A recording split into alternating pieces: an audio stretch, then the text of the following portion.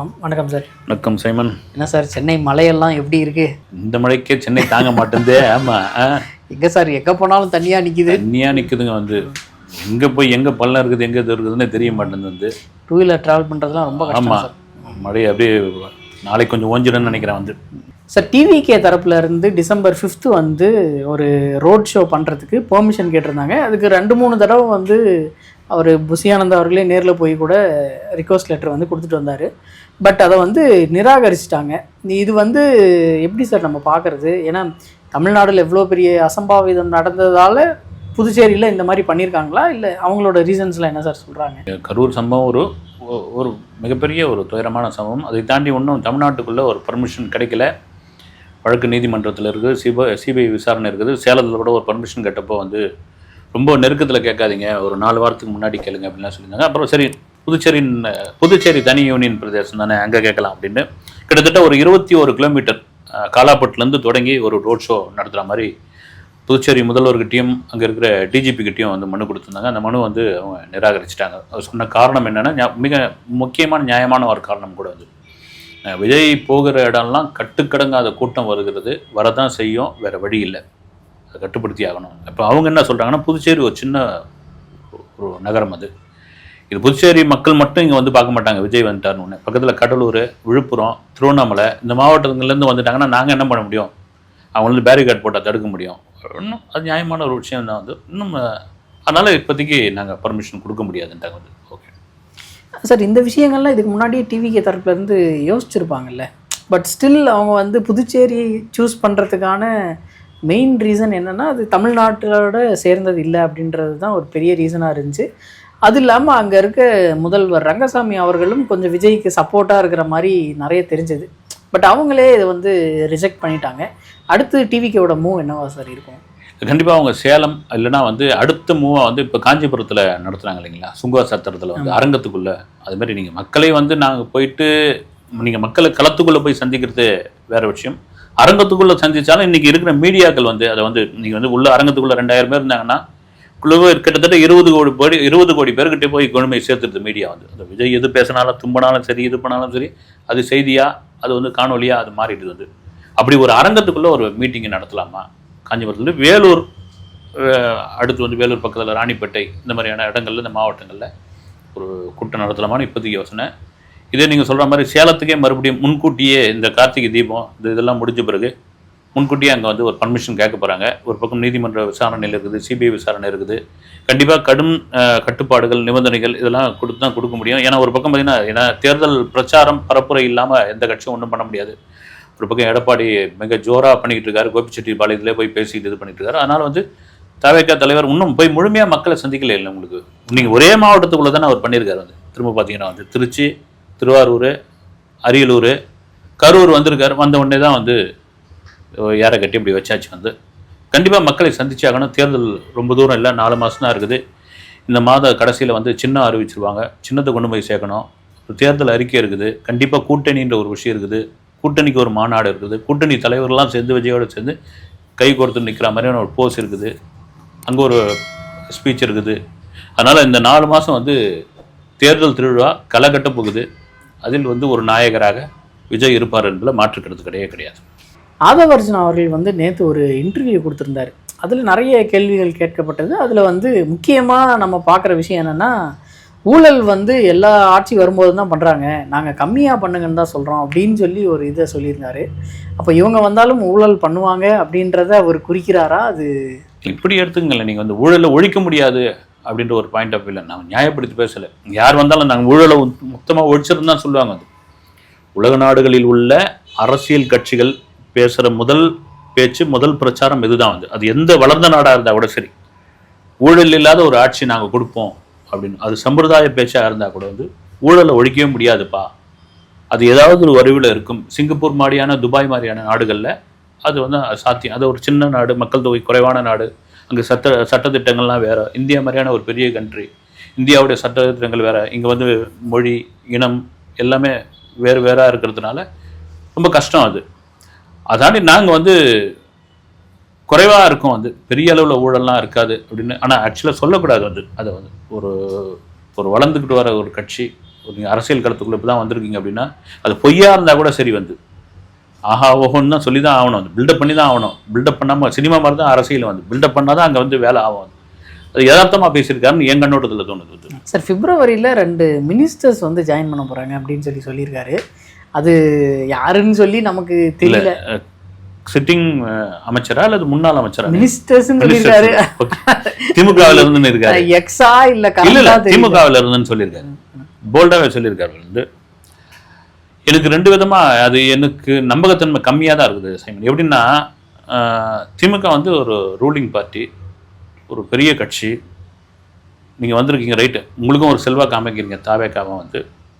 அதுலேருந்து டக்குன்னு 2 பேர்லாம் இழுத்துட்டு வந்துட முடியாது. மினிஸ்டர்ஸை வந்து நீங்கள் ஒரு மாவட்ட செயலாளரோ ஒரு நகர செயலாளரோ வந்தாலே அது பெரிய விஷயமா வந்து. இவர் வந்து தொண்டர்களை உற்சாகப்படுத்துறதுக்காக அல்லது வந்து மீடியாவில் வந்து ஏதாவது ஒரு பரபரப்பானதுக்காக சொல்லியிருக்காரு அண்ணான்னு தெரியல வந்து. அப்படி வராங்க அப்படின்னும் பொழுது கான்ஃபிடென்ட்டாக சொல்கிறாரு அப்படின்போது அதுக்கு ஏதாவது ஒரு இன்ஸு, நம்ம இதில் சொன்னோம்னா கிசுன்னு வாங்கலைங்களா, ஒரு இன்ஸ் ஏதாவது கொடுத்துருக்கலாமே அப்படின்னு.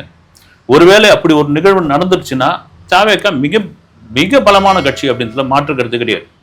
நீங்கள் ஆளுங்கட்சியிலேருந்து அவ்வளோ வலிமை வாய்ந்தவங்களை நீங்கள் வந்து வாங்குறீங்க கொண்டு வரீங்க அப்படின்னா நீங்கள் ஒரு பெரிய செல்வாக்கோடு இருக்கிறீங்கன்னு அர்த்தம் வந்து. இது ஆதவர்ஜினாவுக்கே தான் வெளிச்சம் வந்து கடைசியில் அக்க தள்ளி விட்டி என்ன பண்றது, அவர் சொல்லிட்டு போயிடுவாரு. நாம வந்து ஆமாங்க நாமளா லிஸ்ட் போட்டு சொல்ல முடியும் இவர் வராருங்கன்னு வந்து நம்பகத்தன்மை கம்மியாக தான் இருக்குது. சொல்லும் பொழுது சரி உற்சாகப்படுத்துறதுக்காக சொல்றாரு பாரு. ஒரு சமயம் அப்படி இது ஆமாங்க நான் கான்ஃபிடென்ட்லாம் சொல்றேங்க அப்படின்பொழுது அவர் வந்து ஒருவேளை வந்து ஜனவரி நெருக்கத்தில் இல்லை பிப்ரவரியில் அது யாருன்றதுக்கு சொல்லக்கூடாதுன்னு நினைக்கிறேன் நான் வந்து. சார் இப்போ டிவிகே தரப்புல இருந்து விஜய் அவர்கள் வந்து கடைசியாக அந்த காஞ்சிபுரம்ல பேசியிருந்தாரு. அதுக்கப்புறம் இப்போ வரைக்கும் எந்த ஒரு டாக்கும் இல்லை எங்கேயுமே. அவர் வந்து வெளியே வர்றதுக்கு ரொம்ப ட்ரை பண்ணுறாரோ இல்லை இந்த மாதிரி மக்களை சந்திக்கணுன்றதுக்காக ரொம்ப டிவிகே தரப்புல இருந்து நிறைய ட்ரை பண்ணுறாங்களோ அப்படின்ற மாதிரி இருக்காது சார். ஏன்னா ஒரு பாண்டிச்சேரிக்கு பெர்மிஷன் கேட்டிருந்தாங்க, சேலத்துக்கு பெர்மிஷன் கேட்டிருந்தாங்க. பட் ஆனால் அவர் வந்து சாதாரணமாக வெளியே போகிறதுக்கு அனுமதிக்க மாட்டாங்களா சார்? இல்லை ரொம்ப கஷ்டம் சைமன்.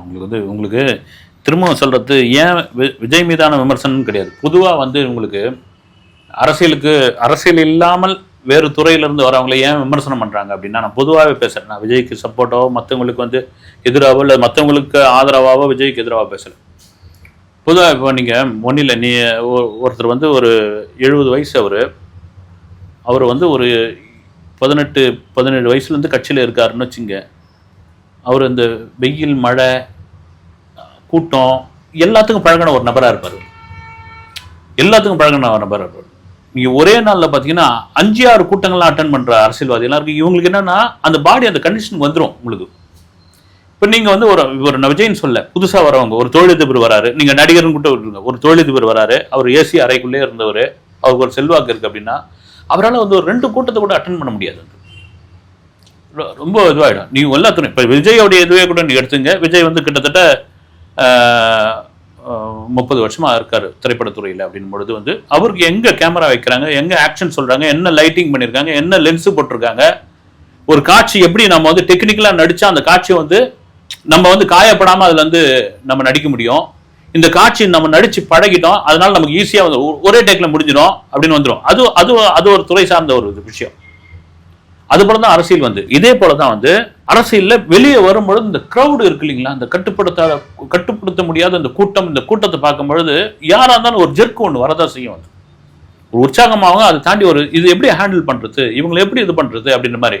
இப்போ செங்கோட்டையன் மாதிரியான ஒருத்தர் உள்ளே வந்திருக்காங்க, உள்ளே வரப்போகிறாங்க, இன்னும் கூட 2 பேர் வரப்போகிறாங்க அப்படின்போது இவங்க வந்து ஐடியா கொடுப்பாங்க. இவங்களுடைய அனுபவம்னு ஒன்று இருக்குங்களா. இப்போ செங்கோட்டையன் கூட ட்ரோல் பண்ணிட்டு இருந்தாங்க வந்து 77 வயசாவது உங்களுக்கு 20 வயசுல எம்ஜிஆர் கூட வந்து ஜாயின் பண்ணுறீங்க, அப்போ தான் விஜயா பிறந்திருப்பாரு, அவர்கிட்ட போய் நீங்கள் வந்து போய் அவர்கிட்ட ஐக்கியம் ஆகிறீங்களே, இதெல்லாம் என்னங்க அப்படின்பது இவருடைய அனுபவத்தை தான் அங்கே தராரு. இப்போ இவங்க என்ன பண்ணுவாங்க, தம்பி வாங்க நீங்கள் புதுசாக வந்திருக்கிறீங்க ரைட்டு, இந்த கூட்டத்தை இப்படி ஹேண்டில் பண்ணணும், இங்கே பிரச்சாரம் இப்படி பண்ணணும், நீங்கள் ஆர்வமாக பண்ணிடாதீங்க அப்படின்ற ஒரு விஷயம். இதுக்காக தான் விஜய் எனக்கு தெரிஞ்சு பயப்படுறதுன்னு கிடையாது, இதுக்காக தான் வெளியே வர்றதுக்கு அவர் இதுவாகிறாரோ முழுமையாக. இவங்களுடைய அறிவுரைகள் இவங்களுடைய ஆலோசனை பெற்ற பிறகு அவர் களத்துக்குள்ள வருவார்னு நான் நம்புகிறேன். செங்கோட்டையன் வந்து டிவிக்கெல்லாம் இணைஞ்ச அப்புறம் கோயம்புத்தூருக்கு போயிருந்தார். அப்போ வந்து அவருக்கு பயங்கரமான வரவேற்பு வந்து கொடுத்துருந்தாங்க. அதுக்கப்புறம் அவங்களோட ஸ்டெப்பு அந்த கோயம்புத்தூர் வட்டாரத்தில் என்னென்னவா சார் இருக்கும்? ஏன்னா அது நடந்து எனக்கு தெரிஞ்சு 5 நாள் ஆயிடுச்சுன்னு நினைக்கிறேன். 5 நாள் ஆயிடுச்சு. அவர் வந்து கோயம்புத்தூர் போயிட்டாரு. அதுக்கப்புறம் அடுத்து எந்தெந்த ஸ்டெப் அப்படின்றது தெரியல. இப்போது சென்னையில் வந்து பயங்கரமான மழை. சென்னைன்னு மட்டும் இல்லை, இந்த திருவாரூர், கும்பகோணம் அந்த சைடு ஃபுல்லாகவே பயங்கரமான மழை. இந்த வாய்ப்பை வந்து டிவிகே சார்பில் வந்து கொஞ்சம் ஹெல்ப் பண்ணுறதுக்கு யூஸ் பண்ணாங்கன்னா அவங்களுக்கு மக்கள் இடத்துல ஒரு நல்ல செல்வாக்கு கிடைக்கும்ல சார். பட் அதுவும் பண்ணாமல் ரொம்ப ஐடலாக இருக்காங்களே, என்ன அடுத்து இது பண்ண போகிறாங்க? இல்லை, நீங்கள் எல்லாத்தையும் அரசியல் கண்ணோட்டத்தை பார்த்தா அப்படி வந்து நீங்கள் ஒரு அரசாங்கம் செய்வதை வந்து ஒரு புது கட்சியோ ஒரு தனி கட்சியோ செஞ்சிட முடியாது. அதுக்காக தான் அரசு எந்திரம்னு சொன்னது. இப்போ ஒரு அரசாங்கம் போயிட்டு இன்றைக்கி இந்த 100 அடி ரோட்டில் மிகப்பெரிய தண்ணி தேங்குது அடைப்பு அப்படின்னா ஒரே சமயத்தில் வந்து ஒரு 10 மோட்டர் வச்சு இறச்சி இது பண்ண முடியும். ஒரு சாதாரண டிவிக்கேன்னு சொல்ல ஒரு வளர்ந்து வர கட்சி, ஒரு மெதுவாக கட்சின்னு என்னன்னா இங்கே இருக்கிற ஒரு 100 பேருக்கு உங்களால் சாப்பாடு போட முடியும்.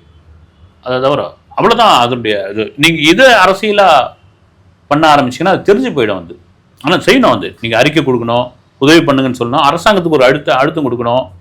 இங்கே இவ்வளோ கோடி மத்திய அரசுக்கிட்ட இருந்து வாங்கினீங்களே, அது என்ன பண்ணீங்கன்னு கேட்கணும். இப்படி தானே கண்டி இவங்க பண்ணுறது, அரசாங்கம் பண்ணுறதெல்லாம் நம்ம பண்ணுறது சாத்தியமே கிடையாது. அது எந்த இது வந்தோம் அதுக்காக தான் அதிகார மையத்தில் இருக்கிறாங்க. ஒருவேளை டிவிக்கே வந்தாங்கன்னா அவங்க இதை தாண்டி பண்ணுவாங்களா? இது தாண்டி இது மாதிரியான ஒரு பேரிடர் காலம் வரும்போது அவங்க எப்படி வந்து களத்தில் இருப்பாங்க அப்படின்ற ஒரு கேள்வியும் ஒன்று இருக்குது. உங்களுக்கு அனுபவம் இருக்கா? அனுபவசாலிகள் நீங்கள் வச்சுருக்கீங்களா அப்படின்ற கேள்வி இருக்குது. செங்கோட்டையை நீங்கள் சொன்ன மாதிரி கோயம்புத்தூர் ஏர்போர்ட்டில் இறங்கி அங்கே ஏர்போர்ட்டில் பயங்கரமான உற்சாகமான வரவேற்பு, வந்து இளைஞர்கள்லாம் வந்து கொடுத்த வரவேற்பு அவருக்கு. ஒரு பழைய ரீவைன் மாதிரி அவர் இளைஞராக இருந்தப்போ எப்படிலாம் இருந்திருக்குமோ அதெல்லாம் அவர் முன்னாடி ஓடி இருக்கும்.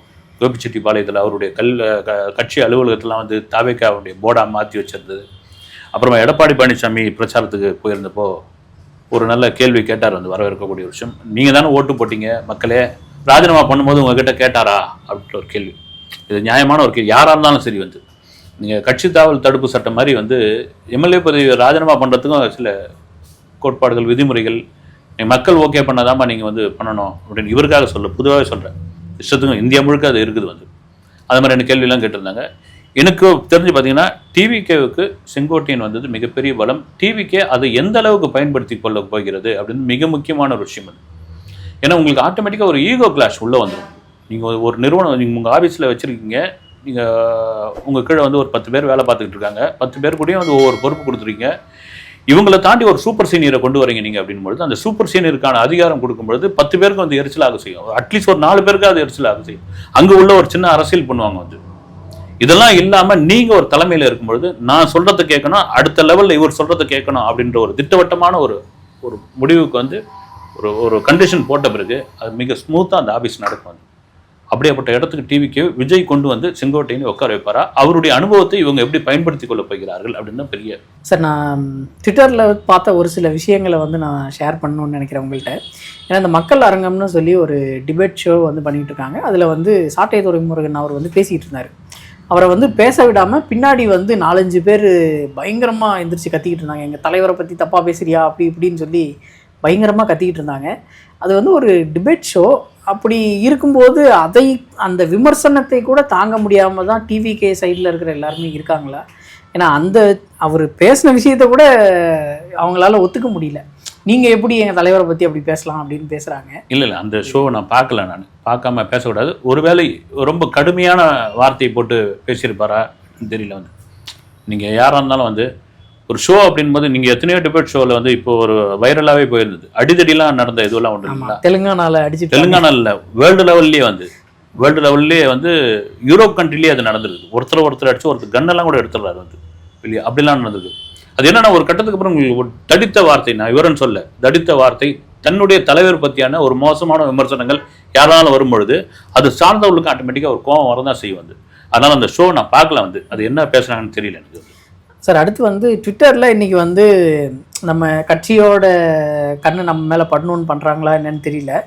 பட்டு இந்த புயலுக்கு வந்து நிறைய பேருக்கு நிவாரணம் கொடுத்துட்டு இருந்தாங்க. அதில் வந்து ஒரு டிவிகே சார்பாக யாரோ ஒருத்தர் அவர் வந்து நிறைய பேரை கூப்பிட்டுட்டு அவர் வந்து நிவாரணம் கொடுத்துக்கிட்டு இருக்காரு.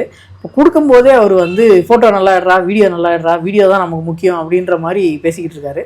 அதில் வந்து 2 பாக்கெட் ஏதோ நிவாரணம் கொடுத்தாங்க. 1/2 கிலோ ரவை, 1/2 கிலோ மைதா மாவு ஏதோ ஒன்று கொடுத்தாங்க.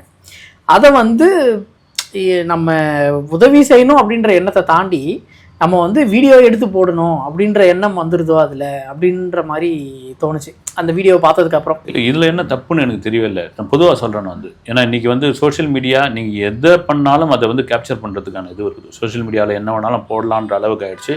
சில பேர் கேமரா இருக்கிறதே தெரியாமல், பழைய ஆட்களுக்குலாம் வந்து தெரியவே இல்லை வந்து, ஆமாம் நம்மளை சுற்றி கேமரா இருக்குது, நம்மளை எடுத்துக்கிட்டு இருக்காங்க தெரியாமல் அவங்க ஏதாவது பேசுகிறாங்க. அது ஒன்று. ஏற்கனவே ஸ்டிக்கர் அரசியல் ஒன்று நடந்திருக்குது அம்மையார் காலத்தில். வந்து எல்லாத்துலேயும் ஸ்டிக்கர் ஒட்டி, இதே மழை வெள்ளத்தில் தான் பார்த்தீங்கன்னா ஒட்டாத விஷயமே கிடையாது ஸ்டிக்கரில் வந்து. இது எல்லாம் விளம்பரமான பிறகு இந்த மாதிரியான வளரும் கட்சி, ஒரு சின்ன கட்சி, நமக்கு தலைமைக்கு தெரியணும், தலைவருக்கு தெரியணும், நமக்கு ஏதாவது ஒரு பொறுப்பு கொடுப்பாங்க, நம்ம நல்லா பண்ணணும்னு பாராட்டுவாங்க, நமக்கு இந்த இடத்துல ஒரு பேர் கிடைக்கும், அப்படிதுக்காக பண்ணுற ஒரு விஷயம் தான் வந்து. அது ஒரு பெரிய இதுவான நிலத்தில் அது நடக்க தான் செய்யும் வந்து. அடுத்த வீடியோவில் சந்திப்போம் சார். நன்றி, வணக்கம்.